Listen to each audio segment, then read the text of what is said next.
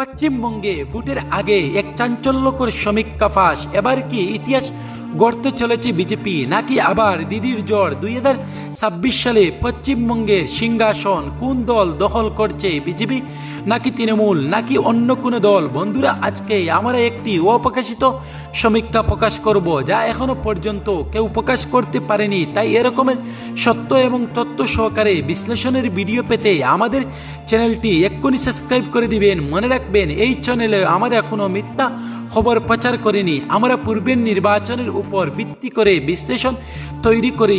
চলুন বন্ধুরা, কথা না বাড়িয়ে শুরু করি। পশ্চিমবঙ্গে রাজ্যের অন্যতম গুরুত্বপূর্ণ দুটি জেলা হচ্ছে আলিপুরদুয়ার এবং উত্তর দিনাজপুরের সর্বমোট 14টি বিধানসভা সমষ্টির মধ্যে কোন দল কতটি আসন পেতে পারে তা এক নজরে দেখে নিন। কুমারগ্রাম এই বিধানসভা সমষ্টি বিজেপির অত্যন্ত শক্তিশালী সংগঠন রয়েছে। পূর্বের নির্বাচনে বৃহত্তর ফলাফল করেছে এবং বর্তমান বিধায়ক রয়েছে। তাই 2026 সালে কুমারগ্রাম থেকে আবারও বিজেপি জয়লাভ করতে পারে। আলিপুরদুয়ার জেলার অন্যতম একটি বিধানসভা সমষ্টি হচ্ছে কালচিনা। এখানে ঠিক একইভাবে বিজেপির বৃহত্তর সংগঠন, বর্তমান বিধায়ক রয়েছে। পঞ্চায়েত লোকসভা নির্বাচনে বৃহত্তর ফলাফল পেয়েছে বিজেপি। তাই 2026 সালে কালচিনা থেকে আবারও বিজেপি জয়লাভ করার সম্ভাবনা রয়েছে।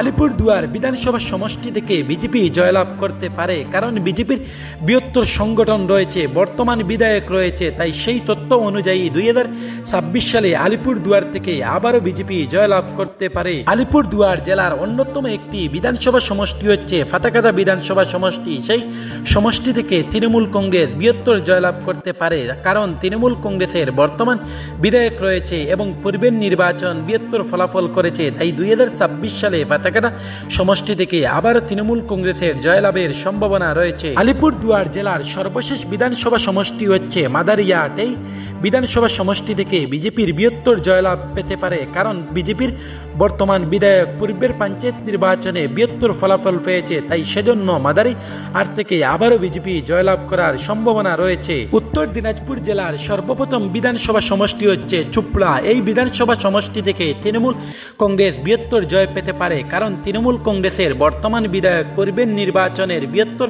ফলাফল পেয়েছে। তাই বর্তমান মানুষের আস্থা রয়েছে। সেজন্য 2026 সালে চুপড়া থেকে আবারও তৃণমূল কংগ্রেস জয়লাভ করতে পারে। ইসলামপুর বিধানসভা সমষ্টি তৃণমূল কংগ্রেসের ঘাঁটি অনেকে বলে থাকেন। তাই 2026 সালে এই আসনে তৃণমূল কংগ্রেসের জয়লাভের সম্ভাবনা রয়েছে, কারণ তৃণমূল কংগ্রেসের বর্তমান বিধায়ক রয়েছেন। তাই সেজন্য 2026 সালে ইসলামপুর থেকে আবারও তৃণমূল কংগ্রেস জয়লাভের সম্ভাবনা রয়েছে। গোয়ালপাড়া বিধানসভা সমষ্টি তৃণমূল কংগ্রেসের বর্তমান একজন বিধায়ক রয়েছে এবং পঞ্চায়েত লোকসভা নির্বাচনে এই বিধানসভা সমষ্টি থেকে তৃণমূল কংগ্রেস বৃহত্তর জয়লাভ পেয়েছে। তাই সেই তথ্য অনুযায়ী 2026 সালে এই আসনে আবারও তৃণমূল কংগ্রেস জয়লাভ করতে পারে। উত্তর দিনাজপুর জেলার একটি গুরুত্বপূর্ণ বিধানসভা সমষ্টি হচ্ছে চাকুলিয়া। এই বিধানসভা সমষ্টি বিজেপি এবং তৃণমূলের মধ্যে লড়াই হবে, কিন্তু বর্তমান তৃণমূল কংগ্রেসের বিধায়ক রয়েছেন এবং পূর্বের পঞ্চায়েত নির্বাচনে তৃণমূল কংগ্রেস বৃহত্তর জয়লাভ করেছে। তাই চাকুলিয়া থেকে আবারও তৃণমূল কংগ্রেস জয়লাভের সম্ভাবনা রয়েছে। করুণাদিঘি বিধানসভা সমষ্টি তৃণমূল কংগ্রেস আবারও জয়লাভ করবে, কারণ তৃণমূল কংগ্রেসের বর্তমান বিধায়ক রয়েছে। লোকসভা নির্বাচন বৃহত্তর ফল পেয়েছে। বর্তমান মানুষরা এই আসনে তৃণমূল কংগ্রেসের সমর্থন রয়েছে। তাই সেই তথ্য অনুযায়ী 2026 সালে করুণাদিঘি বিধানসভা সমষ্টি থেকে আবারও তৃণমূল কংগ্রেস জয়লাভ পেতে পারে। উত্তর দিনাজপুর জেলার রাজনৈতিকভাবে একটি গুরুত্বপূর্ণ বিধানসভা সমষ্টি হচ্ছে আহমেদাবাদ বিধানসভা সমষ্টি। সেখানে তৃণমূল কংগ্রেসের সংগঠন অত্যন্ত শক্তিশালী। বর্তমান বিধায়ক রয়েছে, পঞ্চায়েত নির্বাচনে ভালো ফল করেছে। তাই 2026 সালে এই আসনে আবারও তৃণমূল কংগ্রেস জয়লাভ করতে পারে। ইটার আর বিধানসভা সমষ্টি তৃণমূল কংগ্রেসের বর্তমান বিধায়ক রয়েছে। পঞ্চায়েত নির্বাচন এবং লোকসভা নির্বাচন বর্তমান মানুষের সমর্থন রয়েছে তৃণমূল কংগ্রেসের প্রতি, বিভিন্ন সার্ভে উঠে আসছে। তাই সেজন্য সেই আসনে আবারও তৃণমূল কংগ্রেস জয়লাভ করতে পারে। কালিয়াগঞ্জ বিধানসভা সমষ্টি তৃণমূলের চেয়ে বিজেপির সংগঠন অত্যন্ত শক্তিশালী রয়েছে। বর্তমান বিধায়ক রয়েছেন। তাই 2026 সালে এই আসনে